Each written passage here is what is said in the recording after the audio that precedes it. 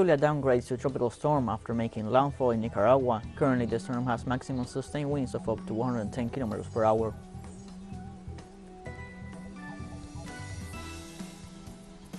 In Europe, gas imports from the United States grow in volume and price. In September, 70% of Washington's exports went to the bloc.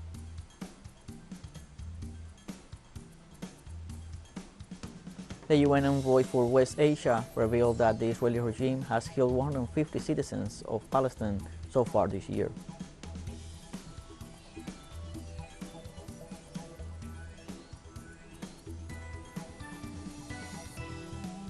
Hello, welcome to From the South. I'm Luis Alberto Matos from the teleSUR studios in Havana, Cuba. We begin with the news.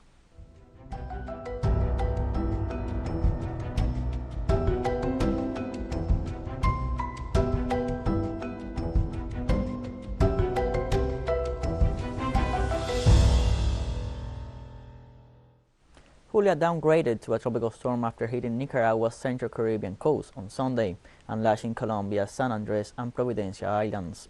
Julia first hit as a Category 1 hurricane with maximum sustained winds of 140 km per hour, though its winds had dipped to 110 km per hour as it pushed across Nicaragua with heavy rains. The country's disaster response system reported Julia was centered about 105 km east-northeast of Managua, the capital, and was moving west at 24 km per hour.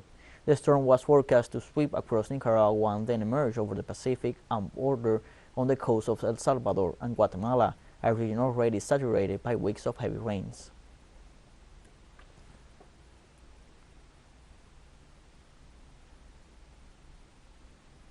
In Venezuela, the Minister of the Interior and Justice, Remigio Ceballos Ichazo, warned about the effects on the country of the climatic instability affecting the whole Caribbean region.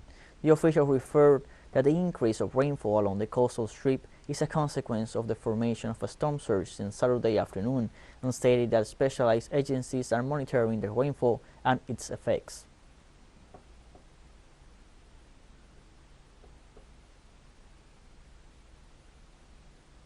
The minister added that the effects are stronger in Zulia, Los Andes, Western Plains, La Guaira, Capital District, Amazonas, and Insular area. During the afternoon and night, cloudiness will increase with rains and electrical activity in the country due to the complement of the effects of daytime heating.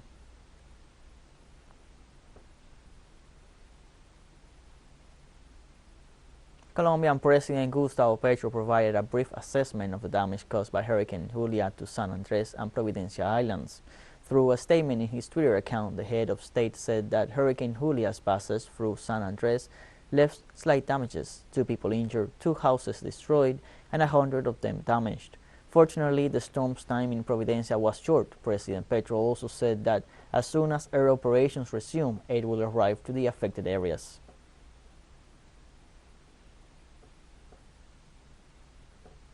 Colombian President Gustavo Petro signed an agreement with the Colombian Federation of Cattle Ranchers on Saturday to advance in the implementation of the agrarian reform.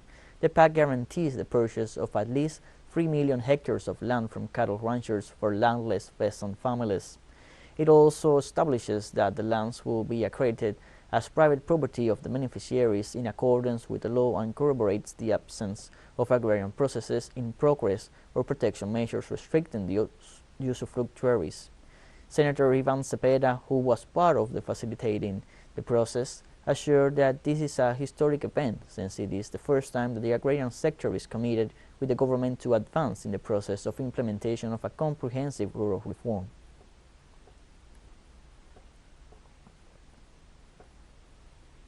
In Ecuador, prison authorities found 2 dead inmates with signs of asphyxia at Esmeralda's prison. The National Service of Comprehensive Care for Adults Deprived of Their Liberty confirmed that the staff of the Esmeralda's prison found the dead bodies with evidence of signs of asphyxia this Saturday morning.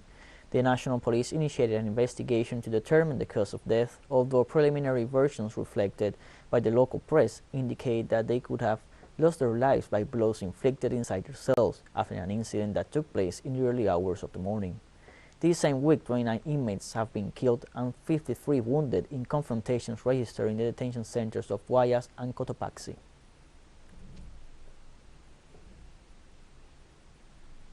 Brazil's federal government announced a new blockade of over $1 billion in funding for higher education in the country.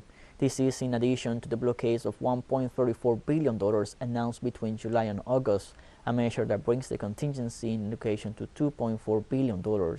In a press release, the National Association of Leaders of Federal Institutions for Higher Education points out that the blockade resulted in a cut of $328.5 million in the amounts available for university spendings. The entity denounced that the contingency puts public universities at risk for not having the necessary resources to pay operating and personnel costs, which could have serious consequences. Therefore, the association called for an extraordinary meeting of its board of directors to discuss the current situation as well as the actions and measures to be taken.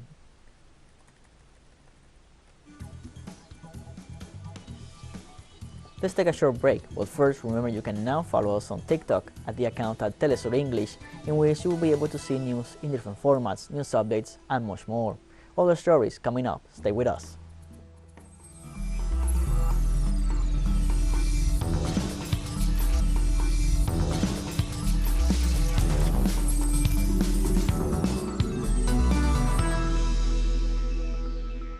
Welcome back From the South. In September, the European Union recorded an increase in imports of liquefied natural gas from the United States. As a result of the attack responsible for hindering the Nord Stream and Nord Stream 2 gas pipelines, fuel prices reached record heights in the European bloc. The situation mainly benefited the US, which traded the product at a price 7 times higher than that offered to its domestic consumers. In September, 87 shipments of liquefied natural gas left the US for international markets, 70% of which went to Europe, while it reduced the percentage allocated to other regions such as Asia and Latin America.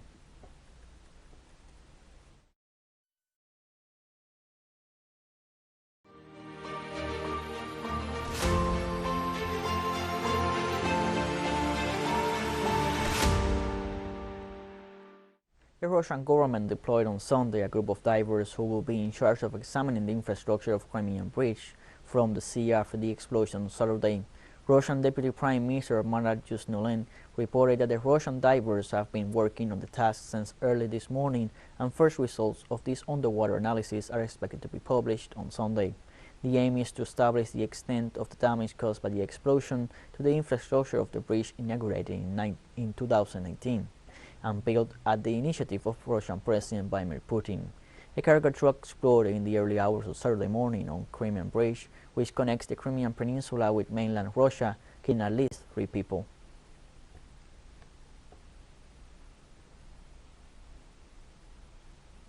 Germany saw a massive far-right demonstration in Berlin against inflation and the Scholz government.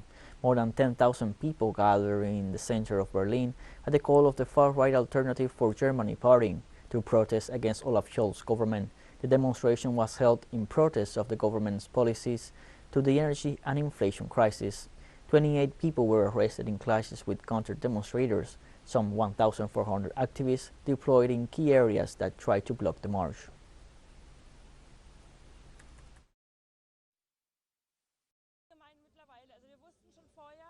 We already knew that other things would happen. We knew that food would become more expensive and so on. And all this with Ukraine. This is not our country. We have to look at what is happening here and not in other countries.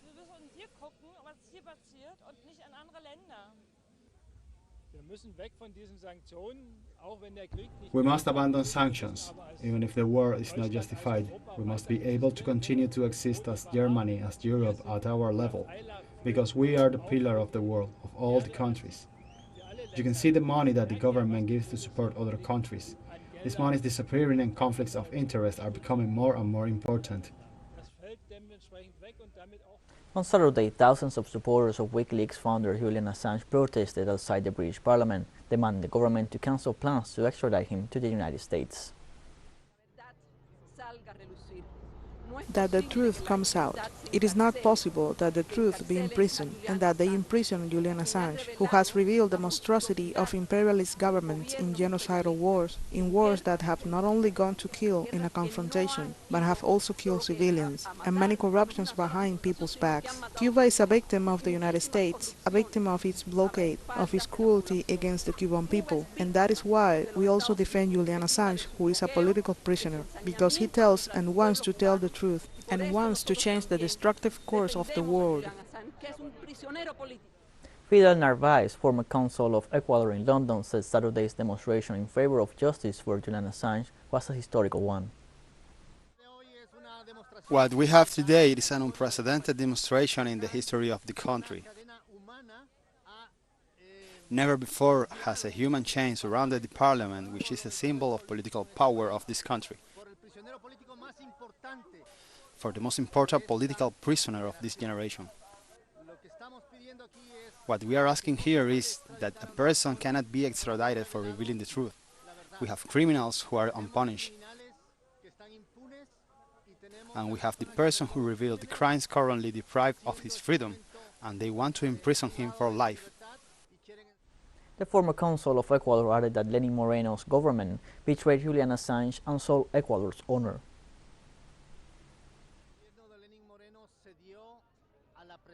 The government of Lenin Moreno gave in to the U.S. pressure. Moreno sold my country's honor and betrayed a political refugee. So it is a betrayal. That is what happened.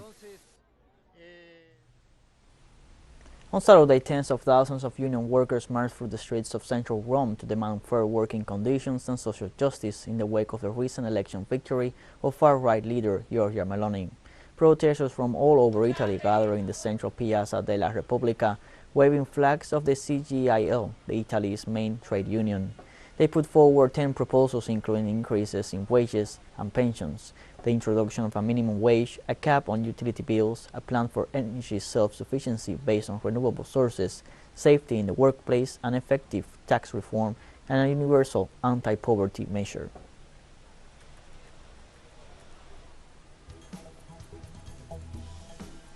We have more news coming up after a final short break, so don't go away.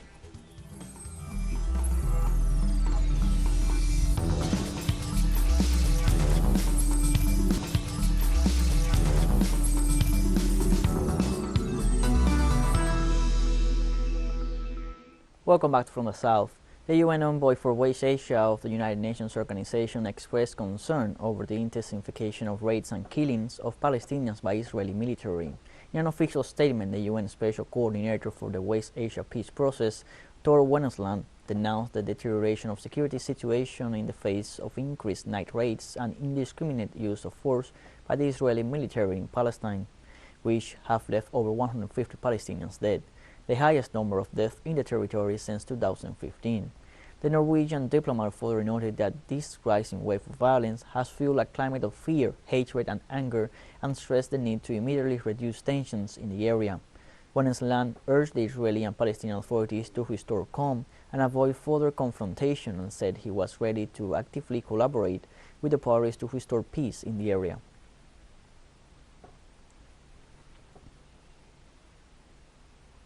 The Chinese Foreign Ministry on Saturday called on policymakers in the U.S. to heed the objective and rational domestic voices and stop using the outdated zero-sum game mentality in handling China-U.S. relations.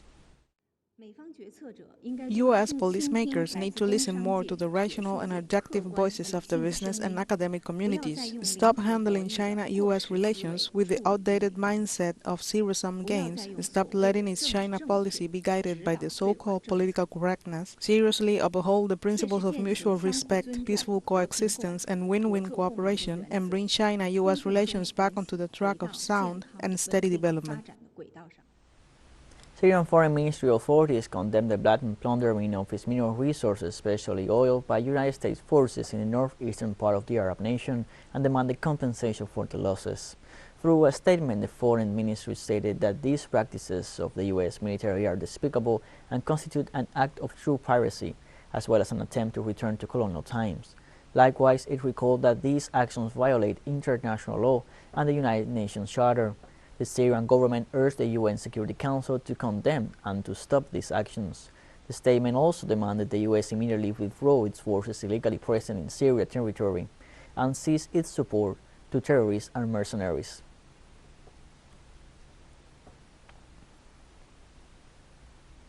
Gambian President Adama Barrow promised his administration will boost health measures including better quality control over imported medicines after the mysterious death of dozens of children.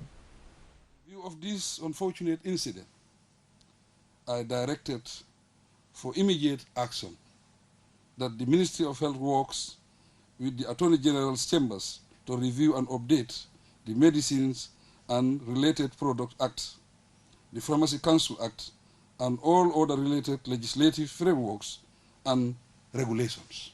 The Ministry of Health investigates the source of the contaminated drugs, the circumstances and procedures for importation of medicines into the country, and establish safeguards to eliminate the importation of substandard drugs. Spanish composer, writer, and music theorist Josep Soler died on Sunday at the age of 87, as reported by the Badalona City Council in Barcelona, where he was director of the conservatory. Josep Soler was born in Vilafranca del Penedès on March 25, 1935. A pioneer of the Expressionist school in Catalonia, he was recognized throughout his life with numerous awards such as the City of Barcelona, the National Music Award of Catalonia, the National Music Award of Spain, among many others. The Minister of Culture and Sport of the Spanish government, Miquel Iceta, mourned the death of the teacher, emphasizing he was one of the most important authors of contemporary music. The writer and music theorist signed 150 piano pieces, 7 symphonies, and 16 operas.